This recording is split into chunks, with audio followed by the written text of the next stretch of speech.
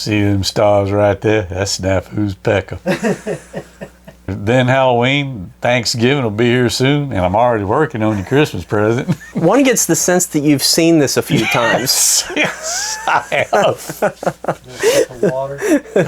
We definitely have to open this episode with that. No asphalt, no water, no chow.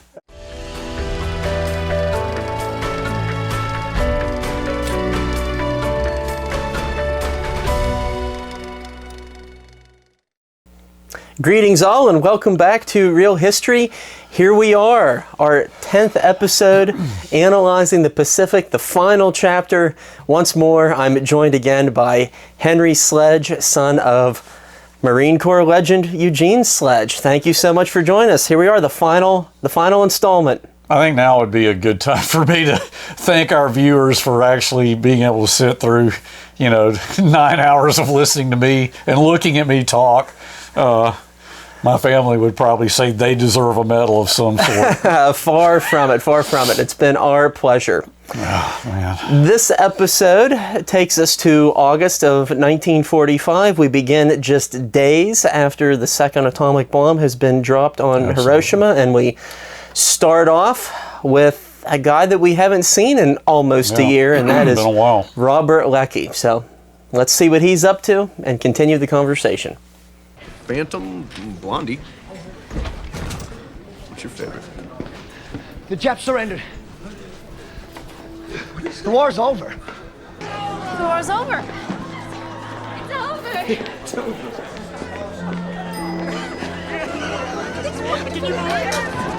I always envision the VJ Day announcement as something like the biggest party in human history.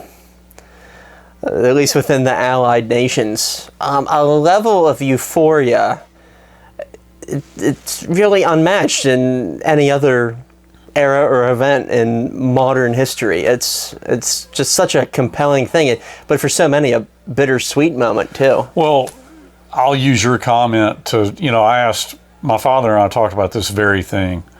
And of course, he said for the guys who had like all this right here, he said, shooting fireworks and pouring whiskey on each other's heads. He said that was the rear echelon guys. He said those of us who were doing the shooting, those of us who'd been in combat, we just sat there in disbelief because we did not believe the Japanese would surrender. It's over.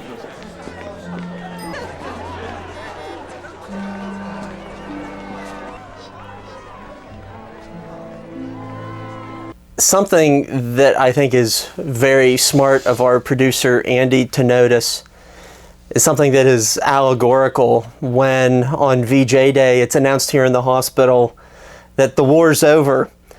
Everybody that's healthy and on 2 feet leaves the room and goes to party, and what happens to the wounded men who are in there? They're left behind. And I wonder if that was something purposeful or poetic or symbolic on the part of the filmmakers, or if we're just reading into it too much. But you can definitely read between the lines there a little bit. Absolutely, and that's a great point. And I got to be honest, it's as many times as I've watched this, as much as I've thought about it, and as deeply involved in it as I am and was, I never thought of that. So Andy brings more than just a great suite of technical skills to this. He brings some perspicacity and perception to it. So. Amen to that. Can't believe it's over, huh? Sort of, what do you do now? Here. Have a little VJ Day party of your own. And then here you see Lieutenant Mack showing a bit of humanity of his own here. And I mean, you get the sense that even though he's yelled at Sledge a few times or a couple of times, you sense that he's got a measure of respect. Bygones are bygones now. What do we do now? What an idiot. Nothing's changed. I thought the same thing when I got back. Funny. There, you can keep the change. I ain't touching that. Might have jumped into Normandy, but at least I got some liberties in London and Paris. You gyrenes, you got nothing but jungle rot and malaria. Welcome home. And a world away, back in the suburbs of New York City, we see Lecky arriving home. And I do enjoy the little bit of dialogue that he has with the paratrooper turned taxi cab driver. Yeah. Just speaking to the huge disparity in opportunities and amenities that were afforded or not afforded to people in their respective theaters of war. As we mentioned earlier, with the exception of when the Marines were in Australia, that was pretty much the only city that they saw in a foreign theater. So it was a very different war. Yeah. I'll clear a corner and make do. Absolutely not. We will have this place spick and span as always. This whole box can go to the junk man. This is, you see Robert, just what's going on with him. I mean, imagine walking into the room that was your haven as a boy growing up, and now it's a junk room. And of course his parents are trying to make him feel welcome and all that, but nonetheless, he's just like, wow. Well, it's very symbolic of how many veterans felt that the world moved on without them, and now they were trying to find their place. I mean, there was still a World Series, there were still football bowls that were still happening.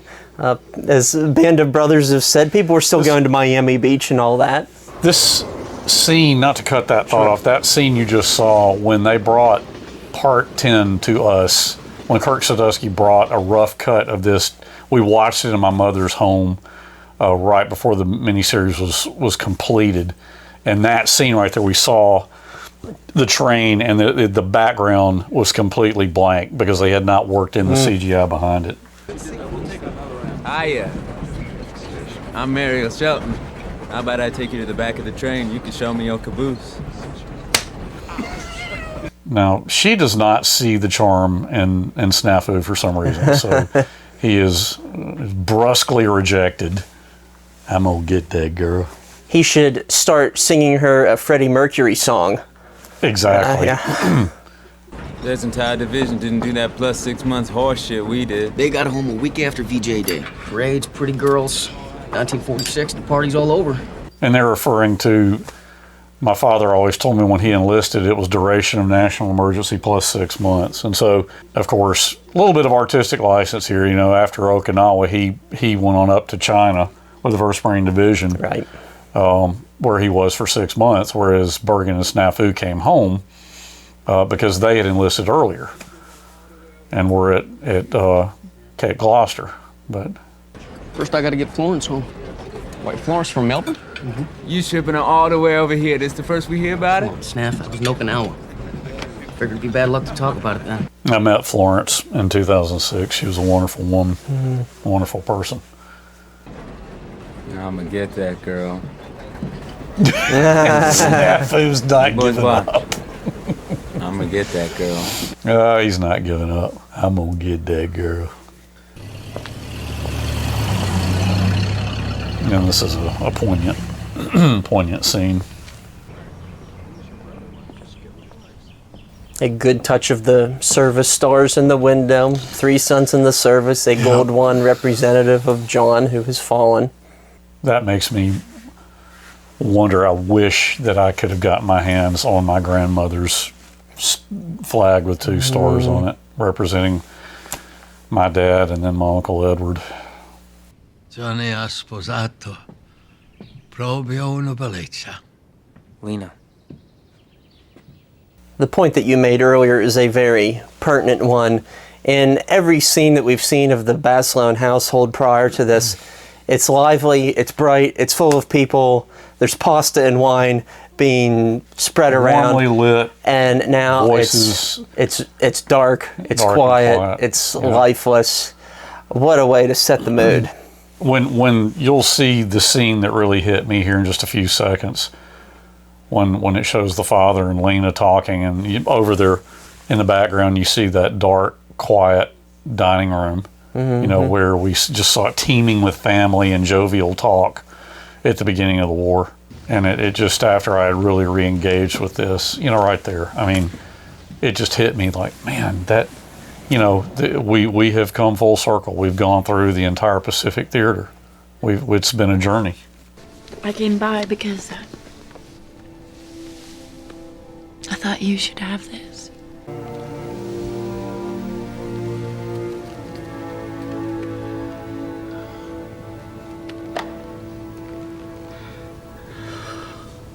Basilan today is buried in Arlington National Cemetery, and if one wishes to see his actual Medal of Honor presented to the family in this scene, they can drive just a little bit further down the road to the National Museum of the Marine Corps in Quantico, Virginia, where it holds a special place of distinction, and rightfully so. Yeah.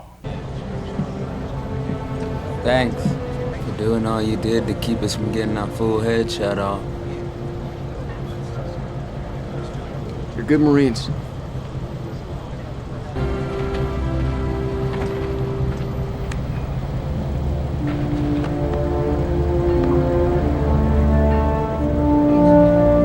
You know, and just a poignant portrayal of guys getting off the train one by one and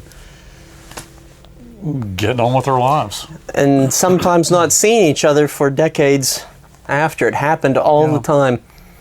The conversation in the newsroom reminds me a lot of the dialogue from the 1946 film The Best Years of Our Lives, which I think is undoubtedly the best film on this topic about transition from wartime to peacetime. And it's a story about people trying to find their place, regain their footing, create new lives for themselves in the wake of this horrific struggle that they endured. And I think this film handles it all with equal grace, perhaps a little bit more punch, but no less evocative. Right, yeah, well put. $10 a week raise will do it? I will give you 7. I'd have taken 5. Additionally, a federal law had been passed that indicated that World War II veterans who were wishing to return to their former jobs could gain them back if they wanted to. And so that was one of many measures undertaken in the name of veteran welfare to supplement the things along the lines of the GI Bill from 1944. Certainly, yeah, and a good policy.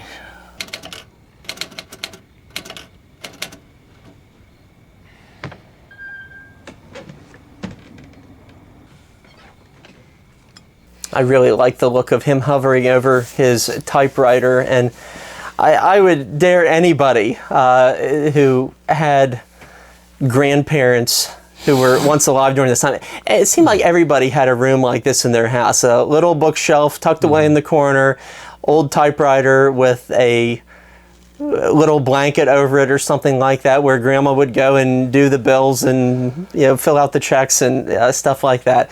It just does such a good job at capturing the ambience of mid-century America.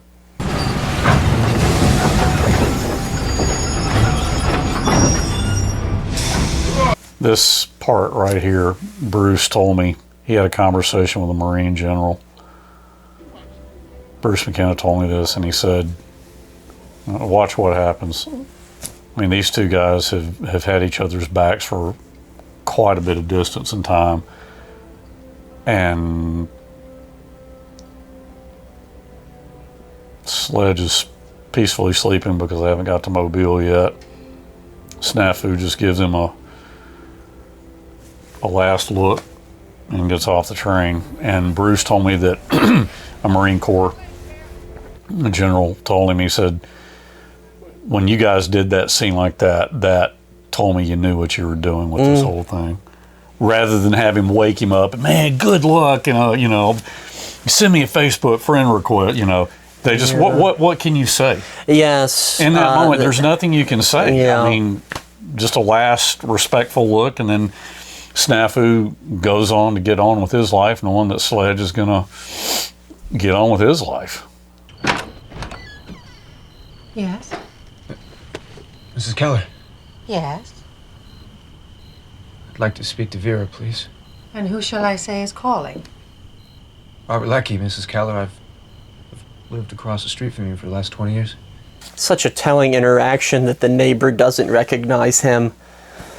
And certainly when I look at portraits of World War II soldiers as they arrive home from the war, everyone looks so much older than what they actually were. I mean, 25-year-olds looked like 35-year-olds often was the case. And that never ceases to... It never ceases to strike a chord with you. That I know what you're saying. I mean, I don't have it immediately to hand, but a picture of my dad in his service greens when he was 19, before the war. And then the picture, obviously, that is so iconic in his dress blues after the war. And it's like looking at a 16-year-old kid with a toothy smile and then a serious-faced man who has survived what he survived. Robert Leckie. Charles Dunworthy. Vera. Army, huh, Charlie? Where'd you serve? I just graduated from West Point. Lieutenant. Congratulations. Too bad you missed the whole show. That sums it up right there. So, Vera, you're dating this fraternity boy douchebag here, really? I just asked Vera if she'd like to have dinner. Nice try. She's not interested. Actually, I don't have any plans for tomorrow night. Oh, is that right? Really? Obviously, I've been wasting a lot of gasoline. Good night, Vera. That lieutenant's like, I've wasted all those gasoline ration stamps. All these gasoline ration stamps, and then I get shown up by this Marine one-striper, you know. I mean, it's the uniform, man. And I'm not saying that fraternity boys are douchebags. That was not my point there. So nobody get upset. Got a lot of buddies who are frat boys. But no, that's such a telling scene there. I talked to Carolyn DeVernus, if that's her last, DeVerna or DeVernus, who played Vera at the Hollywood premiere. Really, really nice young lady. So what's next? I don't know. I didn't get that far. And why me? Why not Rita Hayworth or Eddie Kramer? Because I know you. Bob, you don't. You don't really know me. You're right. Yeah. I think I don't know how to do this. Bob, you're doing fine. This is fine. The level at which Leckie is uncomfortable on a date here, it likewise reminds me of somebody like Dick Winters. You know, people who are capable of leading men into combat and killing individuals, yet they feel completely awkward around women. They feel like fish out of water. Yeah. And it really speaks to the unusual way that they came of age as World War II was in the works. You know, I wrote you a lot of letters while I was over there. You did? I didn't get any. I never sent them. Why? But I didn't think I was gonna make it, so it didn't matter if I sent them or not. Can I read them now? I don't have them anymore. Rain on Cape Gloucester erased every word. What were they like, these letters? Best stuff I ever wrote. I like the thematic way that they tied in his correspondence to her. Of course, there is no actual historical record of him writing to her during the war. Right, but then they explain here at the end, he says, oh, well, that's because I burned them all. And so it creates this sort of historical flexibility and this hypothetical, oh, well, he could have written to her, but yes, he burned them. He didn't have the guts to mail them.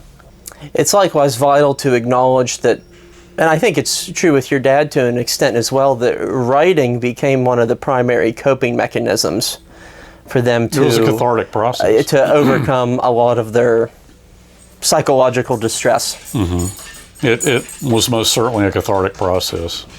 And it was always said that you know, I mean, in addition to wanting a record for the family of his experience, it was also, you know, a way to divest himself of the demons, you know, from what he'd experienced. You're saying that Mary Houston is going to be Mary Houston Phillips? In the eyes of God and the law. in the eyes of God and the law. Well, hell yes!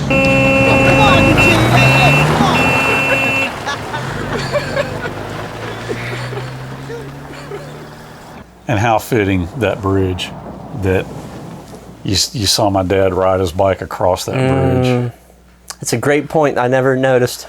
And now here he is coming back the other way at the end of it all. You see the two horse heads. See you later. Welcome home, Eugene.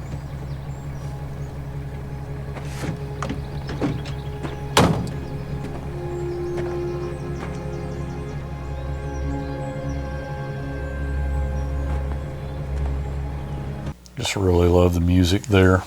You can see Sid just, he kind of knows what's ahead because he's already started that walk.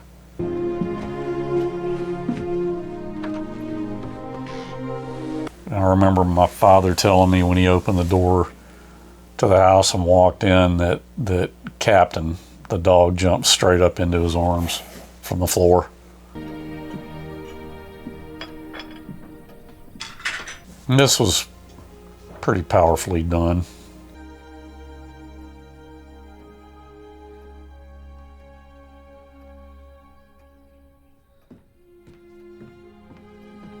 You know, you see the same room where my grandfather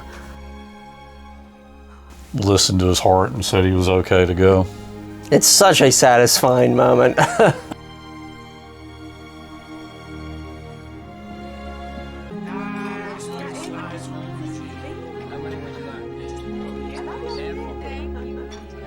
He looks, you know, like such a young kid right there.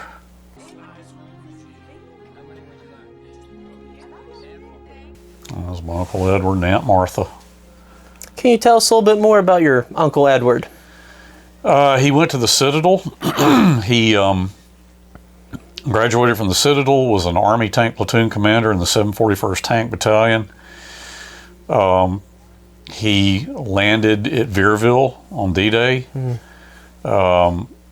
We actually had a Nazi banner that much bigger than that. When his unit went through Pilsen, Czechoslovakia toward the end of the war, he pulled it down off of a building off the town hall and threw it in his tank. We had his tanker's jacket that he wore during the Battle of the Bulge, which I gave that and the Nazi building banner to my cousin because she wanted them. I certainly couldn't say no. But Uncle Edward was very different from my father. He had an interesting story of his own in World War II. He served with great distinction. He had 3 Purple Hearts, 2 Bronze Stars, and a Silver Star. This is his citation for a Silver Star. And then I have, this is another citation of his, but I'm not sure if that's a Silver or Bronze Star. I'm going to read the Silver Star first.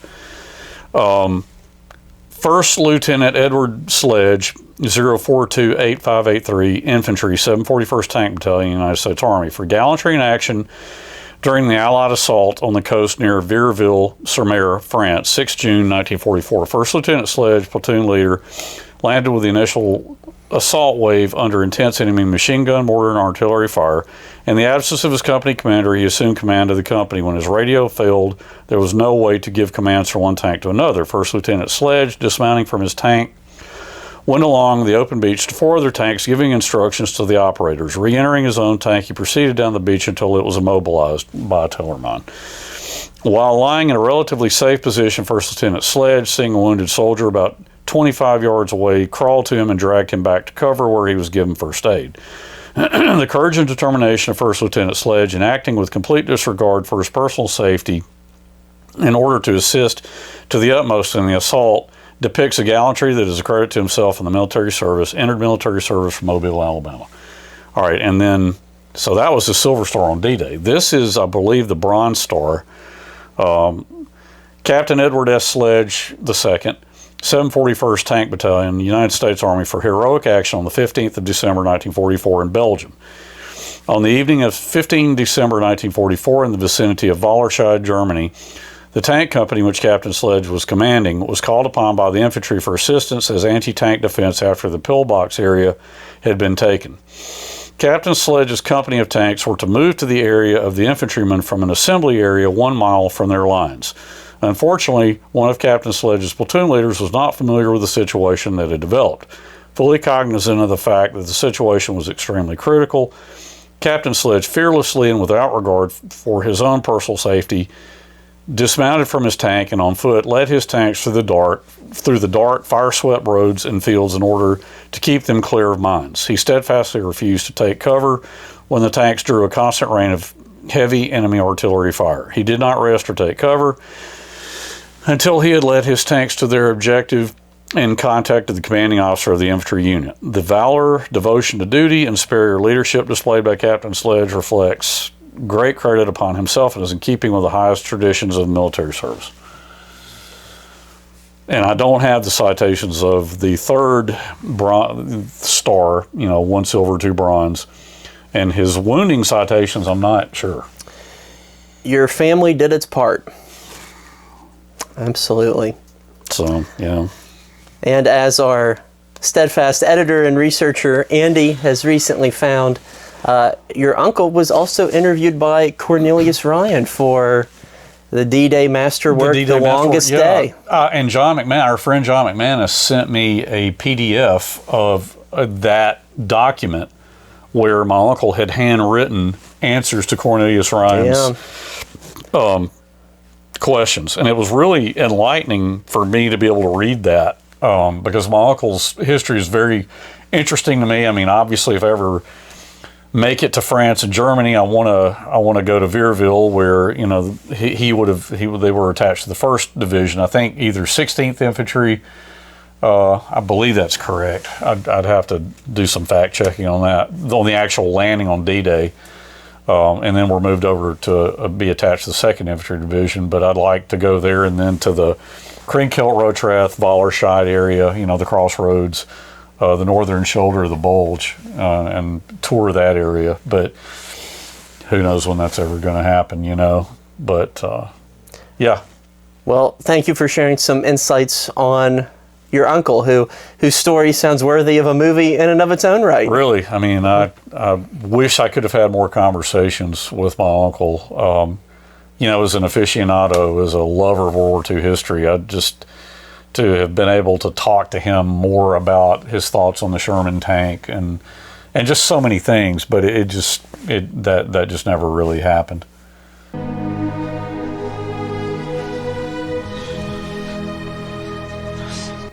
And, here we see my dad dealing with some of his nightmares, and my grandfather knows exactly what's going on. Yeah. And he's just, it's breaking his heart, but he's, I think, he just knows it has to play out.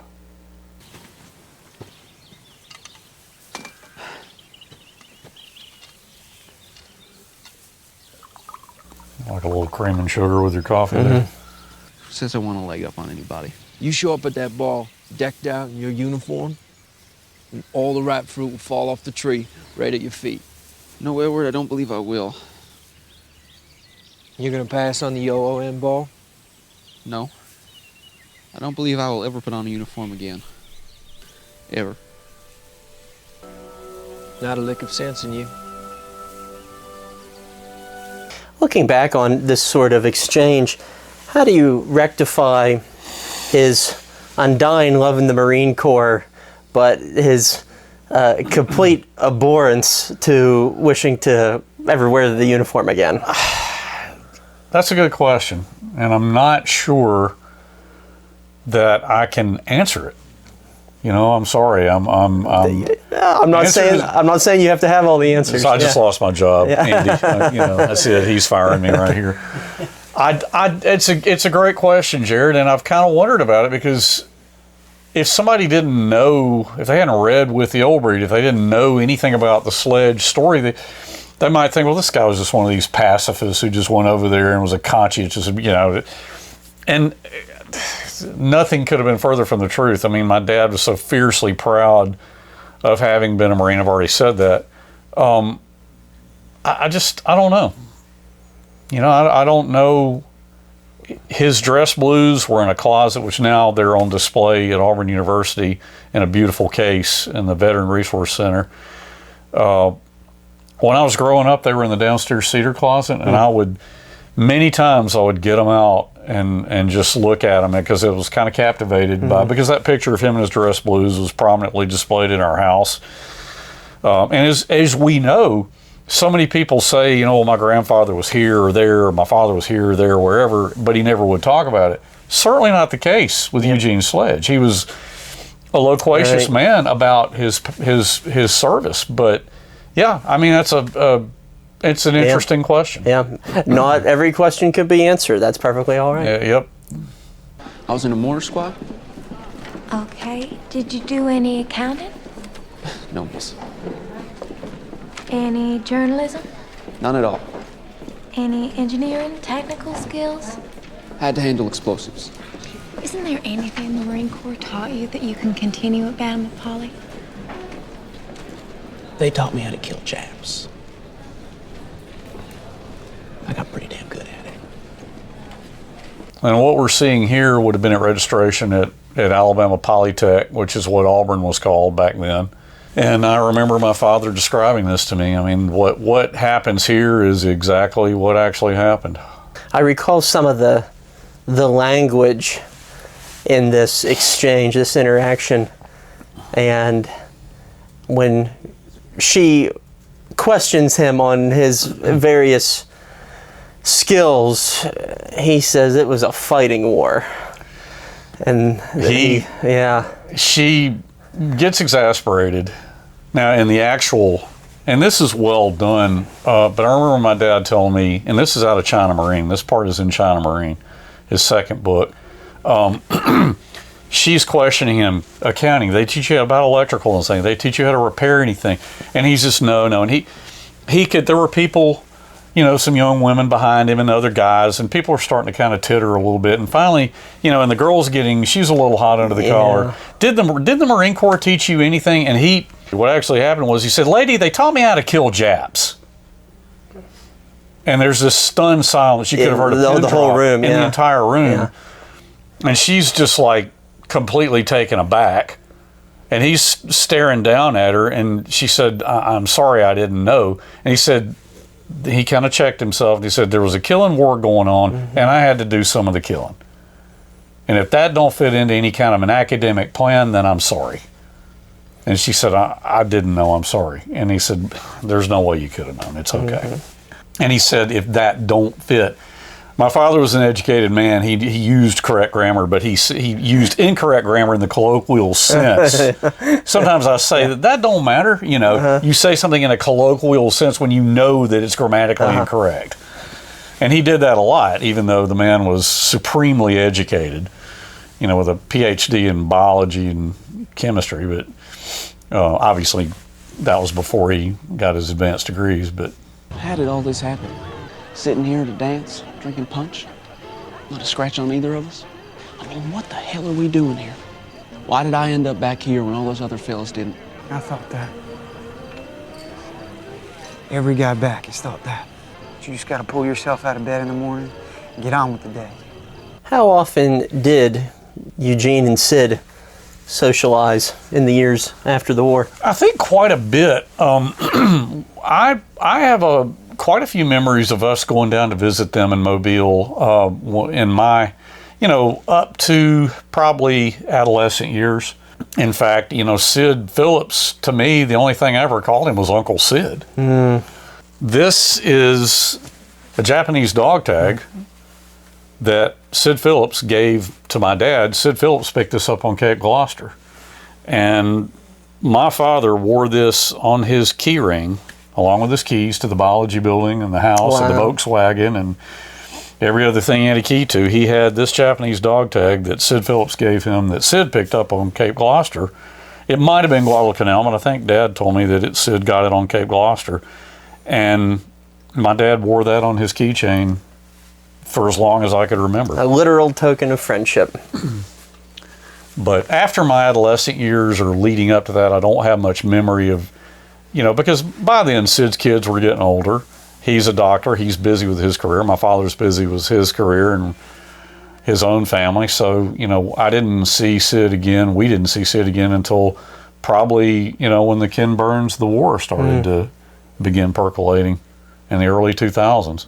If I haven't mentioned it already, maybe a good time, to be a perfect coda, a perfect circle for the Phillips family and the Sledge family. When my mom sadly passed away November a year ago, her funeral was administrated by Sid Phillips' son, Sidney, who was a Baptist preacher, and I could think of no one more fitting to do that. Look at these televisions. There isn't but 2 hours of programs, and they're asking $300 a set. Only 2 hours of programs. What's this guy complaining about? Some fandangled invention called television. Yeah. Bob, we all appreciate the sacrifice you made on our account. You know what I fought for? Television. God bless America. Ask the blessings, please. Our Father, who art in heaven, hallowed be thy name. Thy kingdom come, thy will be done on earth as it is in heaven. And in many ways, Lecky's character ends where it begins, in a moment of prayer, while also in pursuit of Vera's hand. And here he finally gets it. Yeah.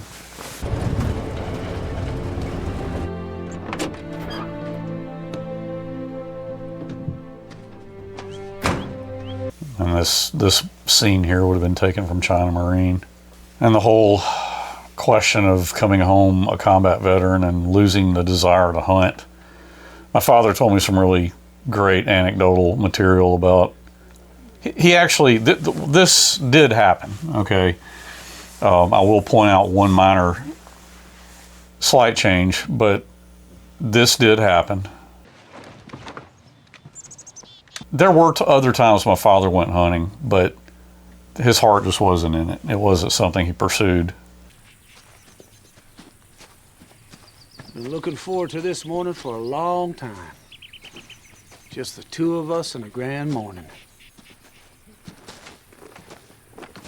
So here, Joe, they do the scene where Joe collapses and is just overcome emotionally. And just my grandfather does a beautiful job of, he knows exactly what's going on. I mean, he's Eugene?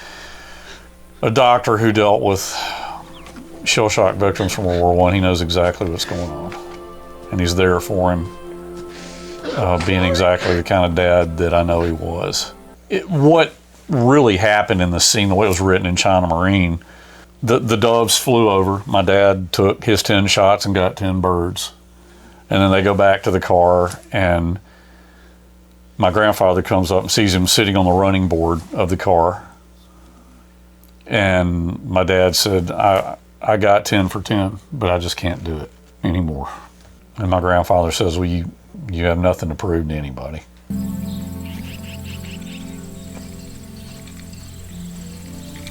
Honestly, Eugene, you look like a gangster with those glasses on.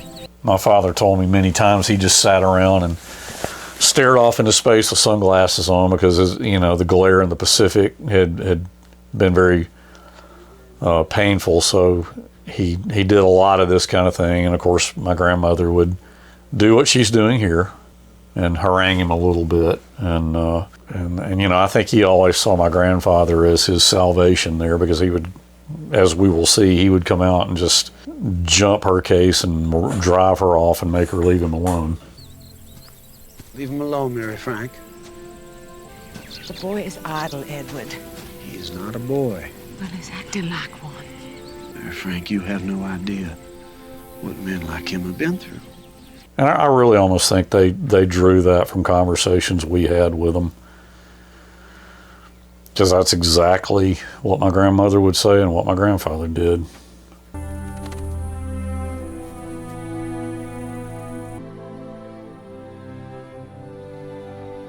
When we saw the rough cut, Kirk told us this was not going to be the ending. They were going to do something different, but it ended up that it was.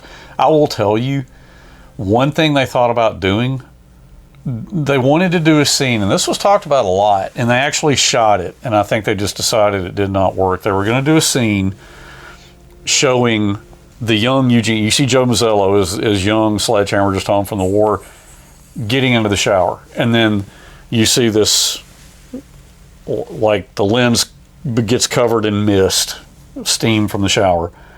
And then he gets out as an older man who's written with the old breed, telling of all this.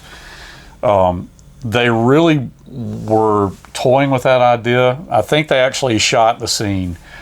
And then for whatever reason, it just didn't work. And they didn't use it. Wow. So, because I remember Kirk Sadusky telling me the scene of my dad looking at the flower and then getting up and with this book and, you know, walking up the hill, that was not going to be the way it ended. But obviously it, in fact, was. Interesting to contemplate what that may have looked like. Yeah. I put my faith in their judgment, though. I mean, if they felt like it didn't work, then it obviously didn't work, so. That's interesting that he and my dad died the same year. Not only did your dad and Lecky die the same year, but you also mentioned in one of our previous conversations that your dad and John Baslone actually share the same birthday. Not the same year, but the same birthday. So yeah, absolutely. My friend Jacqueline Baslone, who is a cousin, my dear friend Jacqueline Baslone, she's a dear friend of my family, I should say. It was the one who pointed that out to me. Contrary to the end card there that says my dad served as a pallbearer at Sneffu's funeral, that actually was not correct. Now that end card with Bill Layden said that he and my father were close friends, and that was certainly true, as my father was close friends with Sneffu as well. And he corresponded with all of the guys that we saw in here. I think perhaps a fitting story to conclude with is one that you shared with us over dinner, and that's as you were seeing some of the early cuts and previews of the film. Yeah, Kirk Sadusky came into town with some of the HBO folks, some of the Playtone folks, with a rough cut of part 10. And I think my brother came into town and we went down to my mother's house in Montevallo, which would have been the house that my brother and I grew up in. And Kirk wanted us to see that because it was really getting close to wrapping the entire miniseries.